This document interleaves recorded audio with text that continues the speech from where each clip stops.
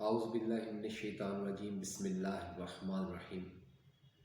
آج کا ہمارا موضوع ہے خدا تعالیٰ کی مدد کن لوگوں کے لیے مخصوص ہوتی ہے۔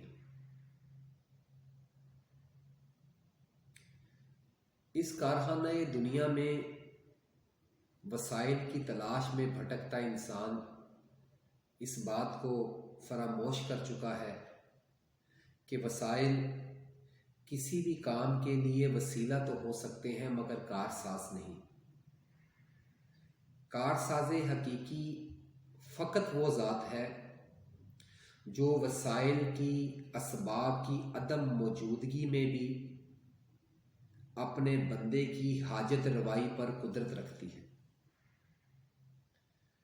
آج کا نوجوان وسائل کی عدم دستیابی کا بہانہ بنا کر محنت اور جستجو سے ہاتھ کھینچ چکا ہے اور اس انتظار میں بیٹھا ہے کہ شاید کوئی ایسا چمتکار ہو جائے کہ اس کی زندگی کی خزاں بہار میں بدل جائے۔ یہ سوچ بے وقوفی اور خود فریبی تو ہو سکتی ہے مگر حقیقت سے اس سوچ کا کوئی تعلق نہیں۔ زمین پر بیج بوئے بغیر فصل نکلنے کی تمنا کرنا خود فریبی تو ہو سکتی ہے مگر اسے امید نہیں کہا جا سکتا۔ اپنے حصے کی جستجو کرنے کے بعد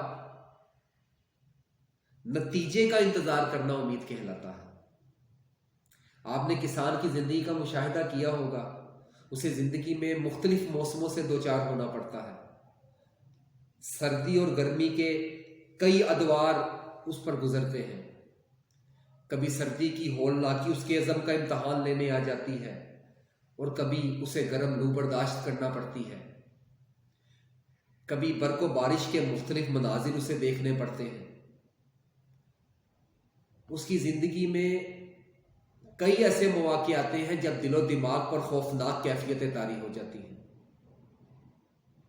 اپنی محنت کا پھل کئی مرتبہ اسے رائگاں ہوتا ہوا نظر آتا ہے اور اس کے دل کی دھڑکنیں دعا بن کر قاضی الحاجات کو پکارتی ہیں۔ غرض یہ کہ کسان کی زندگی ایک مسلسل کشمکش، جدوجہد، امید اور نا امید کے درمیان والی زندگی ہے، مگر قدرت نے اسے جو مضبوط دل بخشا ہوتا ہے وہ مایوسیوں میں بھی اسے نا امید نہیں ہونے دیتا اور طوفانوں میں گھر کر بھی اس کی جدوجہد کا سلسلہ جاری رہتا ہے اور اس کی نظر خدا تعالیٰ کی بے پناہ رحمتوں پر جمی رہتی ہے۔ تب کہیں جا کر اسے اپنی محنت کا نتیجہ فصل کی شکل میں نظر آنا شروع ہوتا ہے۔ یہ کسان کی زندگی ہے۔ یہ دنیا جسے کہا جاتا ہے کہ الدنیا مزرعۃ الآخرہ، دنیا آخرت کی کھیتی ہے۔ ہماری مثال اس دنیا میں کسان جیسی ہے۔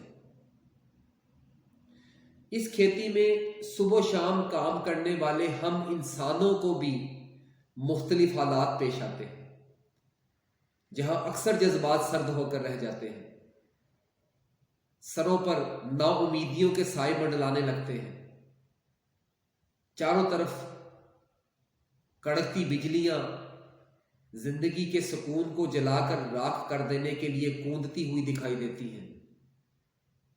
بعض اوقات نگاہوں کے سامنے بالکل ایک اندھیرا چھا جاتا ہے، ایک نا امیدی کا اندھیرا چھا جاتا ہے کہ دو قدم چلنا بھی اس وقت دشوار ہو جاتا ہے۔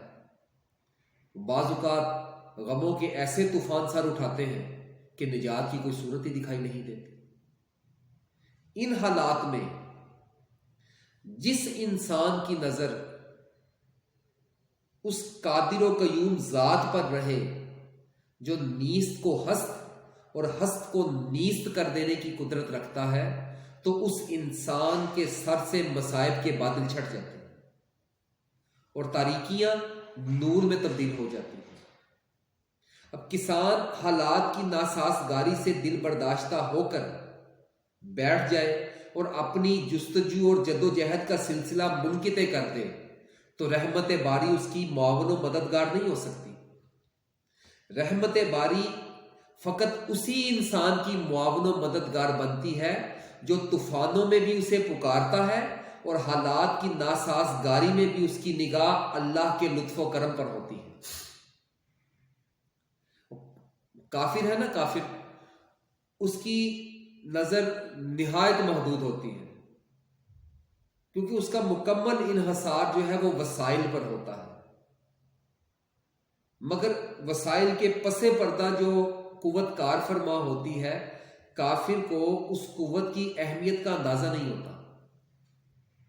اگر وسائل موجود ہوں تو وہ خوش ہو جاتا ہے، وسائل میں کمی آ جائے تو اس کی امیدوں کے چراغ بجھ جاتے ہیں۔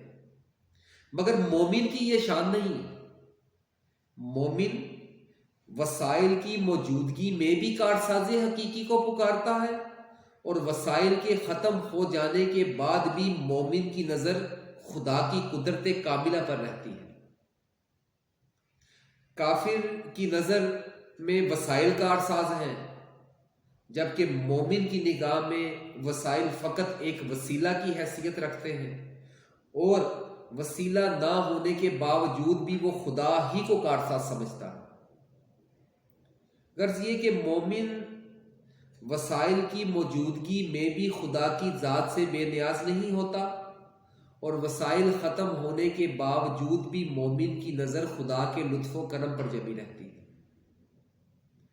حالات کیسے بھی ہو جائیں، کتنی بھی مشکلیں کیوں نہ آ جائیں، کیسے ہی غم کیوں نہ آ جائیں، مومن اللہ کی ذات سے اپنی لو لگائے رکھتا ہے، اور یہی لو مومن کی زندگی کی راہ میں بدر منیر بن کر چمکتی ہے، زندگی کی راہیں اس پر کشادہ کر دیتی ہے اور منزلیں سمٹ کر اس کے قدموں میں آ جاتی ہے۔ تو اللہ تعالیٰ کی نصرت و مدد صرف انہی لوگوں کو ملتی ہے جو لوگ حالات کی ناسازگاری کے باوجود بھی اپنی کوشش اور جدوجہد کا سلسلہ ختم نہیں کرتے اور اپنی نظر اللہ کی رحمت پر جمائے رکھتے ہیں اور ہر وقت اس کے فضل اور کرم کی امید اپنے دل میں جگا کر رکھتے ہیں۔ اللہ تعالیٰ سے دعا ہے کہ اللہ تعالیٰ ہمیں سمجھنے کی توفیق عطا فرمائے۔ وما علینا الا البلاغ المبین۔